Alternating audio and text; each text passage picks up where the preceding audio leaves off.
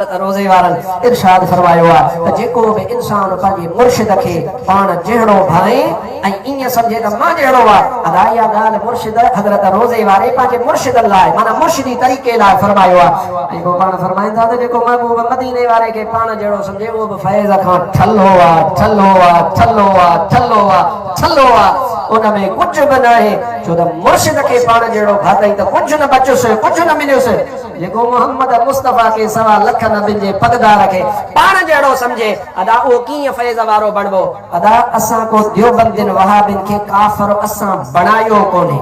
सम्झजो साईं क़िबला मुंहिंजे भरिसां वेठा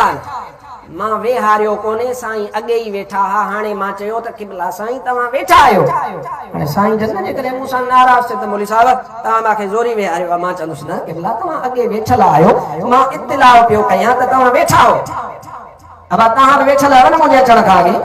त मां हाणे चवां त तव्हां वेठल हो तव्हां चओ मौलवी साहिब त ज़ोरी असांखे वेहारियो आहे न मां वेहारियो कोन्हे तव्हां अॻे वेठल हुयव हाणे मां तव्हांखे ॿुधायां थो त तव्हां वेठा आहियो मां इत्तिलाउ पियो कयां जेको ॿाहिरि बीठो आहे मां उनखे चयो दादा तूं ॿाहिरि बीठो आहे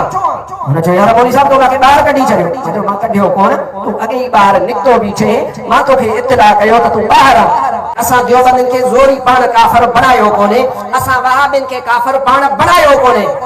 पर तुंहिंजे लाड़काणे जो मौलवी आहे मूं वटि किताब पियो आहे किताब छपियल आहे ऐं किताब लाड़काणे में आम मिले थो फिरके वारीअ जी ॻाल्हि असां कंदा कोन आहियूं पर इल्म ऐं दलील जी ॻाल्हि करणु असांजो हक़ आहे उन किताब में लिखियो पियो आहे त नबी पाक ईअं बि कोन थो चए थो उनखे रुखो अखर चए थो त उनखे त नबूवत खां अॻु में ईमान जी बि ख़बर कान्हे अला इनखे काफ़िर मां बणायो या पाण बणियो अला यार न ॻाल्हाईंदे तूं ॻाल्हाए त सही ज़ोर सां भेज बगारा जो नारो अचे या रसूल अल्लाह जो नारो ज़ोर सां अचे त माण्हुनि खे अञा ताईं इहो वहम सम्झ में नथो अचे मुफ्ती अब्दुल रहीम सिकंदरी बाबा ज़बरदस्ती माण्हू खे काफ़िर कयो न फ़कीर हक नबी सिकंदरी ज़ोरी काफ़िर कयो न दरगाह शरीफ बि से रोज़े घणी जे दरबार जा आलिम सगोरा ज़ोरी था काफ़िर चवनि न छो असां कंहिंखे काफ़िर चवंदासीं बाबा साईं जन ज़ोरी कंहिंखे काफ़िर था चवनि न वो इंसान पंहिंजे अफ़ालनि पंहिंजनि कौलनि पंहिंजनि फेलनि जे करे पंहिंजी गंदनि इबारतुनि जे करे अदा उहे माण्हू जेके पंहिंजनि किताबनि में लिखनि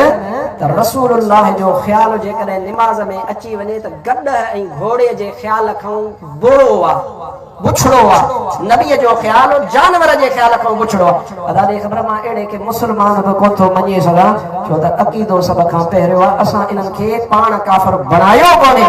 हो पाण गुस्ताख़ बेअदब बणिया असां रुॻो इत्तिला कंदा आहियूं त सुन्नी फिलाणो आहे बेअदब फिलाणो आहे ऐं छोटकारो थींदो त अदब वारे जो थींदो क्या